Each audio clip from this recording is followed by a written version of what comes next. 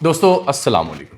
آج سوموار ہے 4 اگست 2025 جب یہ ناچیز آپ سے مخاطب۔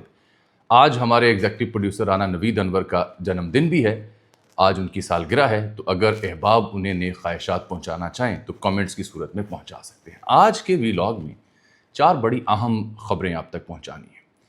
آج سے 24 گھنٹے بعد 5 اگست ہوگا جب پاکستان تحریک انصاف ملک گیر احتجاج کر رہی ہوگی، تو پی ٹی آئی کا 5 اگست کے حوالے سے پلان آف ایکشن ہے کیا؟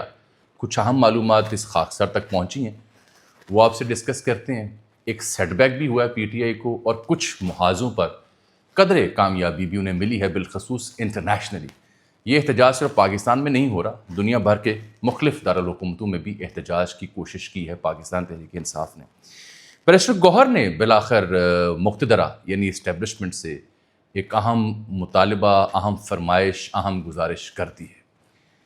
آج میں نے ذکر کرنا ہے ہمارے دوست جناب عمران ریاض خان صاحب کا، کیونکہ ایرانی صدر آئے ہوئے تھے یہاں پر۔ ان کا ایران کے حوالے سے ایک ٹویٹ تھا جس کے اوپر کل ناچیز نے ان کی خدمت میں کچھ گزارشات کیں، اس کا فیڈ بیک بھی آپ تک پہنچائیں گے۔ اور ایک بڑی اہم خبر یہ کہ آپ کو یاد ہوگا کہ ہم نے اپنے ویلاگ میں جو راولپنڈی میں جرگے نے فیصلہ کیا غیرت کے نام پر، سدرا نامی جو بچی تھی 19-20 سال کی، اس کا جو قتل ہوا اور قبر تک کو مٹا دیا گیا، تو میں نے آپ کو عرض کی تھی کہ یہ 16، 17 یا 18 تاریخ کا واقعہ ہے، اور اس کی سی سی ٹی وی فوٹیج مل گئی ہے کہ جس لوڈر رکشے پر اس کی ڈیڈ باڈی لائی گئی قبرستان میں، وہ فوٹیج سامنے آ گئی ہے۔ میں آج کے ویلاگ میں وہ فوٹیج بھی آپ کو دکھاؤں گا، جس سے آپ کو تصدیق ہو سکتی ہے کہ جو ہم نے خبر دی تھی وہ 100% درست ثابت ہوئی۔ انفارچونیٹ ہے کہ ایک بری خبر درست ثابت ہو رہی ہے۔ میرے ساتھ آپ رہیے گا، فوٹیج میں آپ کو دکھاؤں گا، لیکن پہلے ذرا ہم پی ٹی آئی کا ذکر کر لیں۔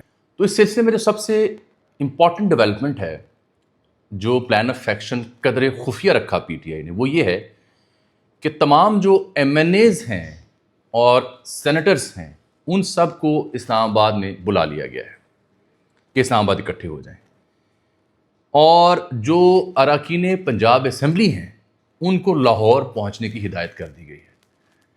تحریک تحفظ آئین پاکستان کے جو سربراہ محمود خان اچکزئی صاحب ہیں، وہ بلوچستان اور سندھ میں احتجاج کی لیڈ کریں گے۔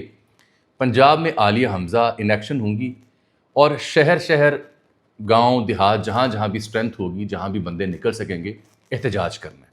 اصل پلان ہے پنجاب اسمبلی کے باہر اور سینٹ اور قومی اسمبلی کے باہر منتخب اراکین اسمبلی کا اکٹھ۔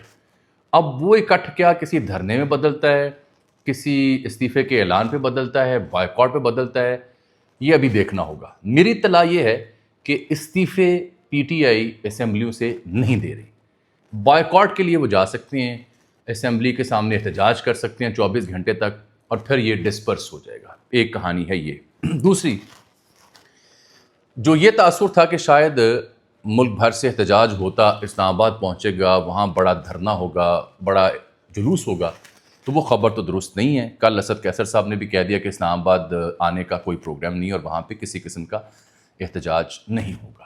تو یہ دوسری کہانی بھی آپ نوٹ کر لیں۔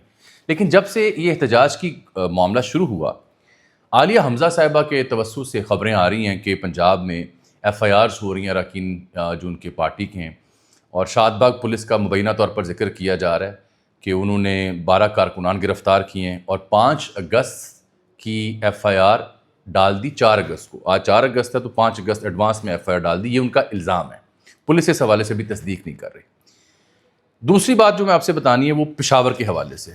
پشاور سے جو خبر آئی ہے نا، سرکولر جاری کیا انہوں نے کہ یہ جو پشاور اور کے پی کے اضلاع سپہر 3:30 بجے حیات آباد ٹول پلازا، رنگ روڈ سے قلعہ بالا حصار، پشاور تک وزیر اعلیٰ علی امین گنڈاپور کی قیادت میں ریلی میں شریک ہوں گے اپنے صوبے میں۔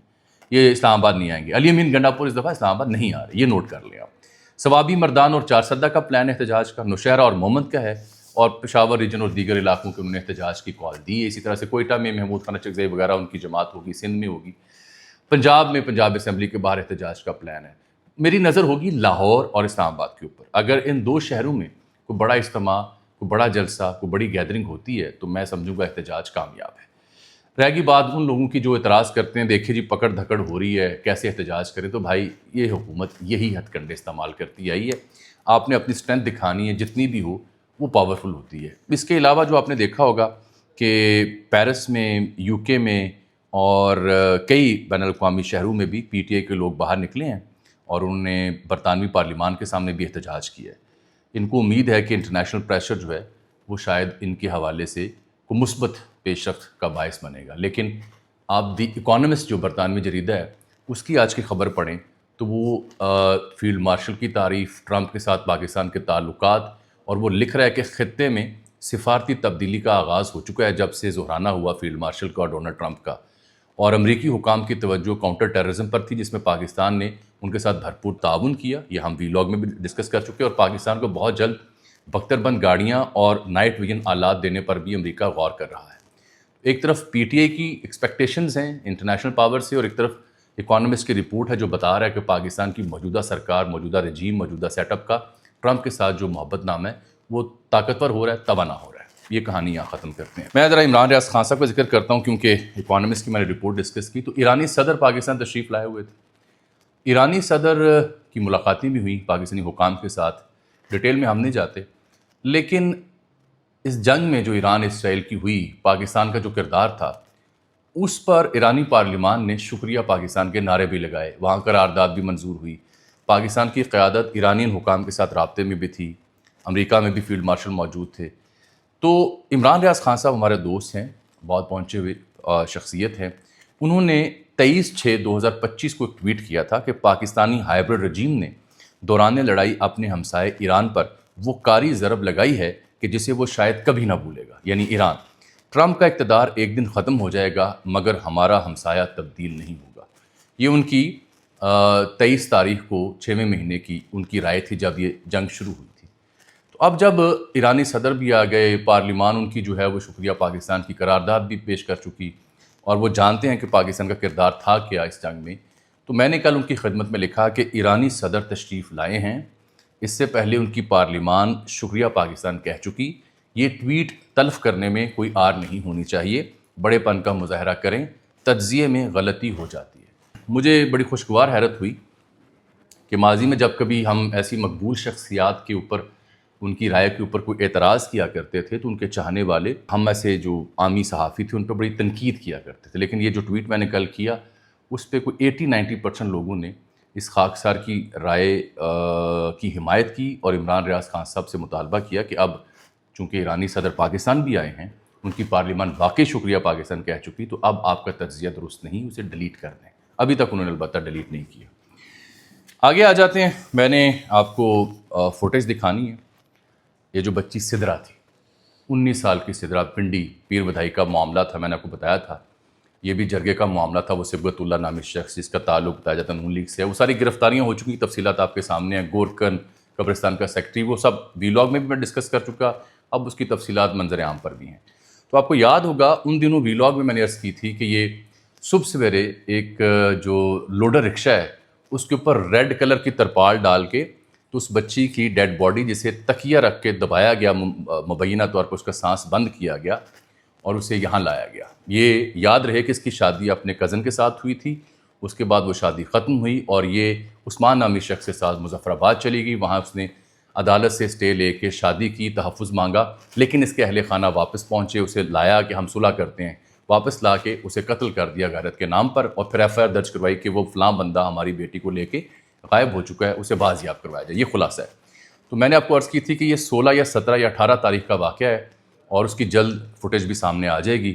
گورکن سے لے کے سیکٹری قبرستان اور دیگر لوگوں نے تعاون کیا پولیس کے ساتھ، اور یہ انرتھ ہوئی کہانی.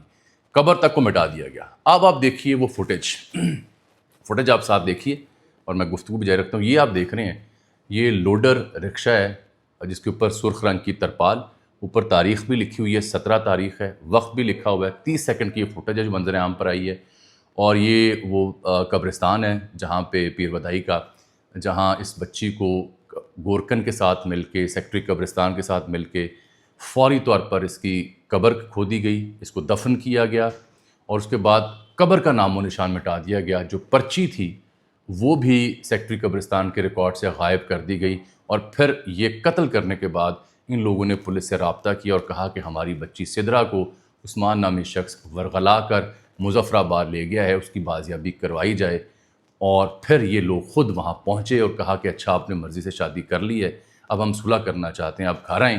اور آپ کی ہم پرم طریقے سے رخصتی کرنا چاہتے ہیں۔ وہ بچی واپس جاتی ہے لیکن پھر پرم رخصتی کی بجائے اس کی لاش قبرستان تک پہنچی۔ یہ وہ فوٹیج ہے جو آپ نے دیکھی ہے۔ بہرحال جانے سے پہلے باجوڑ کے امن جرگے کی کہانی بھی آپ سن لیں۔ خیبر پختونخوا میں جو حالات ہیں امن و امان کے، اس حوالے سے کوئی اچھی خبریں نہیں ہیں، اور ایسے میں جب ملک میں سیاسی طور پر عدم استحکام بھی ہو، سیاسی طور پر ایکا نہ ہو، تو معاملات اور خراب ہوتے ہیں۔ باجوڑ کے حوالے سے میں نے آپ کو اپنے ویلاگز میں خبر دی تھی کہ ایک جرگہ جو ہے امن جرگہ وہ پہنچا ہے، جو ایک علاقہ میں نے آپ کو بتایا تھا لوئی مامون تحصیل جو ہے باجوڑ کی، وہاں جو شاہد آفریدی کے دادا کا علاقہ ہے بھوٹان شریف، وہاں کچھ کالعدم تنظیم کے لوگ موجود ہیں۔ ان کے پاس پہنچا تھا، ہاتھوں میں انہوں نے قرآن اٹھا رکھا تھا، پیچھے راشن والے لوگ تھے اور پیچھے بندوق والے۔ وہ 50 رکنی جرگہ بیٹھا تھا وہاں پہ لوئی مامون تحصیل میں، اور انہوں نے جمعے کو اس کالعدم تنظیم کے سامنے 2 مطالبات رکھے تھے کہ یا تو آپ دور پہاڑی علاقوں پہ چلے جائیں یا آپ افغانستان چلے جائیں۔ تو ان لوگوں نے، عسکریت پسندوں نے، ان سے وقت مانگا کہ ہم افغانستان میں اپنی قیادت سے مشاورت کے بعد آپ کو بتائیں گے کہ ہمارا جواب کیا ہے۔ اب میرے پاس جو خبر ہے وہ یہ ہے کہ انہوں نے شہری جو علاقہ ہے باجوڑ کا، وہ تو چھوڑنے پر رضامندی ظاہر کی ہے، مگر مکمل طور پر علاقے سے نکلنے سے انکار کیا ہے۔ اب یہ جو جرگے کے سربراہ ہیں صاحبزادہ ہارون الرشید صاحب، انہوں نے بھی کچھ صحافیوں سے بات کی ہے، اور 16 مقامات ہیں لوئی مامون نامی تحصیل کے آس پاس جہاں لوگوں نے نقل مکانی کی، وہاں JUI اور مقامی تنظیموں کے تعاون سے، صاحب ثروت لوگوں کے تعاون سے کیمپس اور ٹینٹس لگائے جا رہے ہیں جو لوگ نقل مکانی کر رہے ہیں۔ عمران خان صاحب کی علی امین کو ہدایت یہ ہے کہ آپریشن نہیں، بات چیت سے حل ہو۔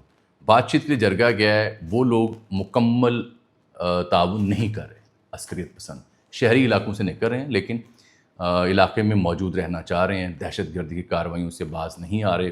تو یہ وہ کرٹیکل جنکشن ہے جہاں پہ جو ہمارے مشران ہیں، سیاسی قائدین ہیں اور حکومت ہے، اس کو کسی ایک فیصلے پر پہنچنا ہوگا، وگرنہ صورتحال ان علاقوں کی تسلی بخش نہیں ہے، پریشان کن صورتحال ہے۔ مجھے آج کے لیے آپ اجازت دیجیے، آپ سے ملاقات ہوگی انشاءاللہ کل، تب تک کے لیے اللہ حافظ۔